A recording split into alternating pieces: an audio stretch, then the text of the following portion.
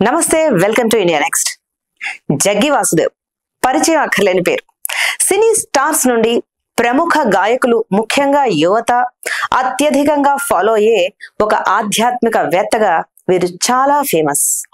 తాను ఏదైనా ప్రత్యేక దీక్ష అంటే మంత్రాలు తంత్రాల ద్వారా సద్గురువు కాలేదని, తన స్వంత అంతర్గత ప్రయాణం అంటే ఒక ఇన్నర్ ఇంజనీరింగ్ ద్వారా సద్గురువు అయ్యాయని వీరు చెప్తారు. 1980ల నుండి కూడా ఈయన యోగా, ధ్యానం బోధిస్తున్నారు.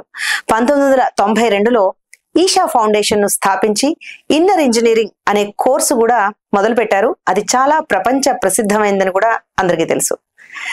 వివాదాలు వీరికేమీ కొత్త కాదు.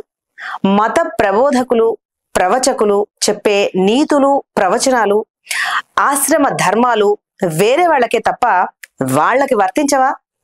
ఇదే ప్రశ్న సోమవారం నాడు ఈషా ఫౌండేషన్ పై వచ్చిన ఆరోపణలు విచారిస్తున్న మద్రాసు హైకోర్టులో తలెత్తాయి. సద్గురు జగ్గి వాసుదేవ్ నడుపుతున్న ఈషా ఫౌండేషన్ లో అనేక తప్పుడు పనులు జరుగుతున్నాయని దాఖలైన ఒక క్రిమినల్ ఆరోపణలపై న్యాయమూర్తులు విచారణ జరుపుతూ ఆయన ప్రవచనాలకు, ఆయన జీవితానికి ఏదైనా సంబంధం ఉందా అని కూడా విచారణ జరిపారు. జగ్గి వాసుదేవ్ తన కుమార్తెకు చక్కగా పెళ్లి చేసి జీవితంలో స్థిరపడేటట్లు చేసి, తన శిష్యులుగా చేరిన మహిళలకు మాత్రం పెళ్లి లేకుండా స్వతంత్రంగా స్వేచ్ఛగా బతకమని బోధించడం ఎంతవరకు సమంజసం అనే ప్రశ్న ఈ విచారణలో ప్రధానంగా వినిపించింది.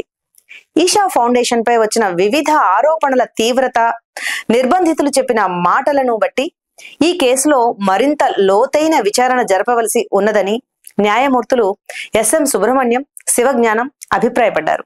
ఈ కేసు ఎలాంటి మలుపులు తిరుగుతుందో వేచి చూద్దాం. Thank you.